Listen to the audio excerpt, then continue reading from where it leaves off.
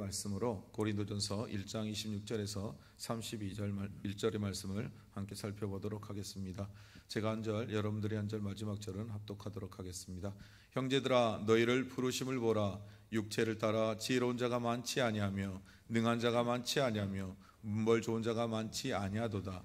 그러나 하나님께서 세상의 미련한 것들을 택하사 지혜 있는 자들을 부끄럽게 하려 하시고 세상의 약한 것들을 택하사 강한 것들을 부끄럽게 하시려 하시며, 하나님께서 세상의 천한 것들과 멸시받는 것들과 없는 것들을 택하사 있는 것들을 폐하려 하시나니 이는 아무 육체도 하나님 앞에서 자랑하지 못하게 하려 하심이라.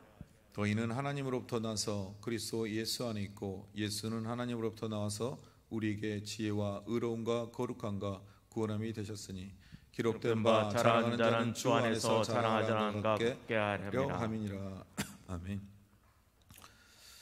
여러분, 고린도 교회는 많은 문제를 가지고 있었습니다. 그리고 고린도의 대부분의 내용을 보면 그 문제점에 대해서 가르치는 바울의 모습을 볼 수 있는데요. 우리가 보고 있는 1장의 특징은 교회의 파당과 분열에 대한 부분이라고 말씀을 나눴습니다. 교회 내 있는 파당에 대한 보고서에 보면 세례가 그 중심에 있었고 그 세례를 통하여 이들은 자랑하고 당을 나누어서 교회를 어지럽게 했음을 나타내고 있습니다. 그래서 바울은 너희가 그 자랑하는 세례, 그 구원은 예수 그리스도의 십자가의 미련한 도를 통해서 나온 것임을 가르쳤습니다. 그리고 그 미련한 도를 통해 너희가 그것을 감사하며 자랑하는 삶을 살라라고 말씀하셨습니다. 오늘 본문은 특별히 하나님의 이 미련한 자들, 그리고 그 십자가의 미련한 도, 그것이 어떻게 고린도 교회 성도들 가운데 풀어졌는지에 대해서 말씀은 기록하고 있는데요. 먼저 26절의 말씀을 보니 형제들아 너희를 부르심을 보라라고 말씀은 기록하고 있습니다. 그래서 육체를 따라 지혜로운 자가 많지 아니하며 능한 자가 많지 아니하며 문벌 좋은 자가 많지 아니하도다라고 되어 있습니다. 왜 고린도 교회 안에 이런 이야기가 전개되고 있는 걸까요? 그것은 고린도라는 지역을 우리가 잘 알고 있어야 합니다. 여러분, 고린도라는 지역은 어떤 지역이었냐? 항구 도시였습니다. 그리고 많은 우상들이 있는 우상의 도시라 말할 수 있었습니다. 그리고 이 항구의 도시 가운데 많은 이방인들이 몰려들었습니다. 물론 항구 도시니까 장사꾼들이 많았겠죠. 그래서 여러분, 고린도 교회 하면, 고린도라는 지역을 말하면 대표적으로 상징적으로 그 도시를 말할 수 있는 것은 우상 숭배가 가득한 도시, 문란한 도시라고 그 시대에 일컬어지는 곳이었습니다. 그리고 이 고린도 지역이라는 것은, 고린도 지역은 아폴로의 신전이 있었고요, 이 그리스의 신화에 나오는 모든 신들을 섬기는 신전이 가득한 도시였습니다. 그래서 또 이곳은 자기를 사랑하고 자기를 자랑하고 나타내는 사람들이 아주 많은 곳이었습니다. 이곳은 우리가 알고 있는 아리스토텔레스와 같이 많은 철학자들이 있던 곳이었습니다. 그래서 자신들의 지혜로 구원에 이른다는 생각을 하였고, 새로운 어떤 철학과 지식이 다가오면 그것을 알기에 아주 기뻐했습니다. 그래서 자신들에게 알고 있는 새로운 지식으로 말미암아 구원을 얻는다고 생각했던 그들 가운데 예수 그리스도의 복음 또한 그들에게 새로운 지식, 듣지 못한 지식이었습니다. 그래서 바울이 전하는 이 복음을 듣고 이들이 많이 몰려들었습니다. 바울이 이 고린도라는 지역에 갔을 때 그는 먹고 살기 위하여 천막을 짓는 일들을 하게 되었습니다. 여러분, 이 고린도에 왜 또 많은 사람들이 모여들게 되었냐? 예수 그리스도의 복음을 듣고 핍박을 받았던 많은 사람의 일부 또한도 이 고린도라는 지역으로 많이 흩어져 와 있었기 때문입니다. 오늘 바울 또한도 그 복음을 전하다 핍박을 피하여 이 고린도라는 지역에 와 있었는데요, 그가 그곳에서 천막을 지으며 함께하는 그 동료들을 만나 복음을 전하기 시작했습니다. 그리고 이제 이 고린도라는 지역이 복음이 어느 정도 물들고 고린도라는 교회가 세워지고 나서 그런 에베소라는 지역으로 가서 자신은 교회를 개척하였습니다. 그리고 그 에베소에 아볼로라는 사람을 세워서 하나님의 말씀을 잘 알고 말을 잘하는 자, 그 자를 세워서 교회를 맡기고 떠나서 이 에베소 교회를 세우고 있을 때에 에베소 교회의 소식이 전해지는 거예요. 고린도 교회에 많은 문제가 발생했습니다. 여러분, 왜 문제가 발생했냐? 아까도 말했던 것처럼 많은 지식과 지혜를 그들이 숭배하고 숭상했기 때문입니다. 그리고 이 지역 안에 특별히 우리가 서울에 보면 서울의 사람보다 지방의 사람들이 굉장히 많죠. 성공하기 위하여 서울로 모여들었던 것처럼 오늘 이 고린도라는 지역에도 신분의 상승을 꿈꾸며 많은 사람들이 모여들었습니다. 그리고 이 고린도 교회 안에도 어떤 부류가 있었냐? 돈이 많은 자, 부와 권력과 명예를 가진 자 조금 있었습니다. 그리고 또 중산층이 있었습니다. 그리고 대부분의 많은 사람들이 빈민들, 어려운 자들이 이 고린도 교회 안에 속해 있었습니다. 그래서 이 고린도 교회 안에 사람들이 서로의 당을 나누어서 나는 게바다, 나는 바울이다, 나는 아볼로다, 나는 그리스도파다 라 자랑하며 자신들을 드러내고자 했었습니다. 그리고 내가 가진 지식, 내가 팔하고 섬기고 있는 그분이 더 크다라면서 자신을 나타나며 자신의 신분을 증거하고자 했던 것이 이 고린도의 세속적인 문화가 고린도 교회 안에도 팽배하고 있었기 때문이다. 이런 배경을 가지고 오늘 본문을 바라봐야 합니다. 그래서 그들이 팔을 나누고 당을 나눠서 자신들을 드러내려고 했던 것입니다. 그러나 바울은 그들을 향하여 말하기를 너희가 정말 자랑하고 드러내야 될 것은 십자가의 도밖에 없다. 죄인된 우리를 위하여 십자가에 달려 죽으신 그 도만이 너희가 자랑해야 될 것임을 가르쳤습니다. 그리고 십자가의 도는 미련한 것이라 말합니다. 그래서 그 십자가의 도의 미련함이 어떠한 것을 증거하는데요. 너희의 부르심을 보라. 너희 주변에 안에서 교회 안에서 세상의 가치관을 가지고 지혜 있다, 지혜로운 자다, 자신들을 드러낸 그 사람들, 그런데 너희 안에 그 지혜로운 자가 많으냐? 아니라는 거예요. 그러면 능한 자, 능력이 많은 자가 많으냐? 아니라는 거예요. 문벌 좋은 자가 많으냐? 아니라는 거예요. 여러분 분명히 고린도 교회 안에도 이와 같은 자리들이 있었음에도 불구하고 바울이 왜 이와 같은 말을 했을까요? 하나님의 부르심의 목적이 어떠하심임을 분명하게 선포하기 위해서였어요. 그래서 27절부터 30절의 말씀에 보면 그러나 하나님께서 세상에 미련한 것들을 택하셨다라 말씀합니다. 왜요? 지혜 있는 자를 부끄럽게 하시려고. 그러니까 너희의 부르심을 봐. 너희가 세상의 가치관으로 세상의 지혜로 보면 이 고린도 교회 지역 안에 유행하고 있는 그 지혜로 보면 너희처럼 미련한 자가 어딨냐. 그런데 하나님은 너희를 그 십자가의 도를 미련한 도를 통하여 너희를 부르신 것은 지혜 있는 자들을 부끄럽게 하려 부르셨다 말합니다. 그리고 세상의 약한 것들을 택하사 강한 것들을 부끄럽게 하려 한다라고 말씀합니다.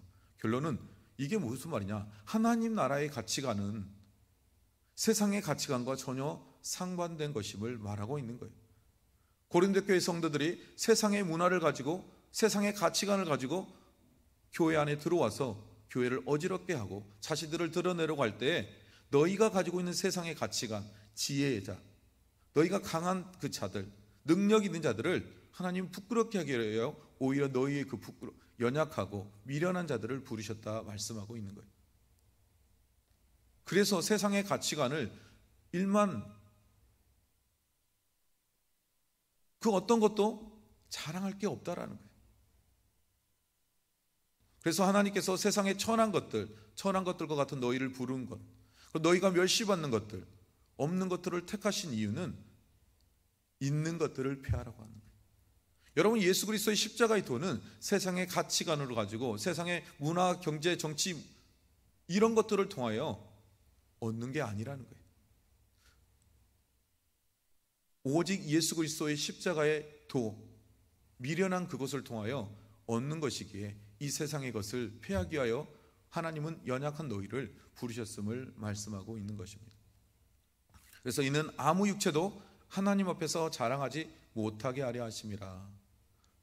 그러니까 어떠한 육체도 하나님 앞에서 내가 가진 것들, 내가 가진 힘, 능력, 내 자랑거리들 그 어떤 것도 자랑할 것이 없음을 증거하게 하여 하나님은 세상에 약하고 미련하고 없는 것들, 병든 연약한 것들을 불러주셨다라고 말씀합니다. 3절에 보니 너희는 하나님으로부터 나서 그리스도 예수 안에 있다라고 바울은 말하고 있습니다. 여러분, 우리가 낳은 것은 우리가 누구로부터 났냐? 하나님으로부터 나서 이제 예수 그리스도 안에 있는 자들임을 말하고 있습니다. 그래서 예수는 하나님으로부터 나와서 우리에게 지혜와 의로움과 거룩함과 구원함이 되셨으니, 여러분, 우리가 예수 그리스도 안에 있다면 우리는 어떠한 것을 갖느냐? 바로 예수 그리스도, 하나님으로부터 나와서 우리에게 지혜와 의로움과 거룩함과 구원함이 되신 예수 그리스도만이 우리 안에, 그 구원함이 우리 안에 있는 것임을 바울은 말씀하고 있는 것입니다. 31절의 말씀에 보니 기록된 바 자랑하는 자는 주 안에서 자랑하라 한가 같게 하려 함이라. 여러분, 무엇을 자랑하라고요? 주 안에서. 여러분, 주 안에서라고 하면 주 안에서 뭘 말해요? 마지막 30절에 보면 지혜와 의로움과 거룩함과 구원함이라. 세상의 사람들이 세상의 철학을 가지고 지혜롭다, 세상에 가진 지식을 가지고 의롭다, 자신들이 가지고 있었던 그 거룩함을 가지고 거룩하다 말하는 것이 아니라 예수 그리스도 안에 있는 지혜와 의로움과 거룩함, 그 구원함만이 너희가 자랑해야 될 것이라는 거예요. 너희가 섬기고 있는 이 고린도 안에 있는 온갖 잡동산이 우상들이 아니라 저 십자가에 달려 죽은, 유대인에게는 거리낌이 되고 너희에게는 가장 최악의 처참한 십자가의 처형을 당한 그 예수 그리스도, 너희가 인정할 수 없는 그 예수 그리스도만이 너희가 정말 자랑해야 될 것임을 말씀하고 있습니다. 사랑하는 성도 여러분, 세상의 것을 자랑하지 말고 오직 예수 그리스도의 십자가의 은혜만을 자랑하는 저와 여러분이 되기를 주님의 이름으로 축복드립니다. 주님의 부르심만을 자랑하는 저와 여러분이 되기를 주님의 이름으로 축복드립니다. 내 주변의 성도들을 이제 어떤 눈으로 바라봐야 되느냐? 연약한 자, 부족한 자, 지혜 없는 자가 아니라 하나님의 가치관과 시선으로 바라볼 때 하나님의 의와 거룩함과 진리함과 구원함이 있는 하나님의 거룩한 사람으로 여러분의 시선을 받고 바라보시기 바랍니다. 그래서 어떻게 해요? 우리는 서로 사랑해야 합니다. 우리는 서로 섬겨야 합니다. 예수 그리스도를 머리로 하고 하나 되는 공동체를 우리는 만들어야 합니다. 여러분, 연약하고 보잘것없는 나를 부르신 하나님의 은혜를 기뻐하고 감사하는 삶을 사는 저와 여러분이 되시기를 주님의 이름으로 축복드립니다. 여러분, 내가 자랑하고 내가 전할 주님의 은혜가 무엇인지를 여러분 돌아보시기 바랍니다. 여러분,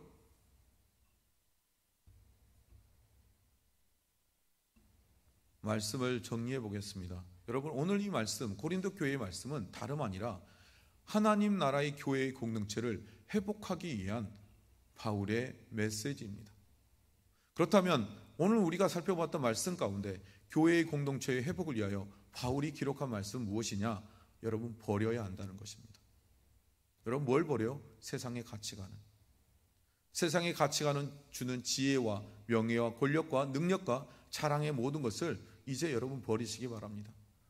내가 교회 와서도 나를 드러내고 싶고, 나 이만한 사람이야, 내 능력이 이런 사람이야, 나는 이런 걸 가졌어, 나는 이만한 학벌을 가졌어. 여러분, 이런 것들을 가지고 있는 자랑들을 버려야 합니다.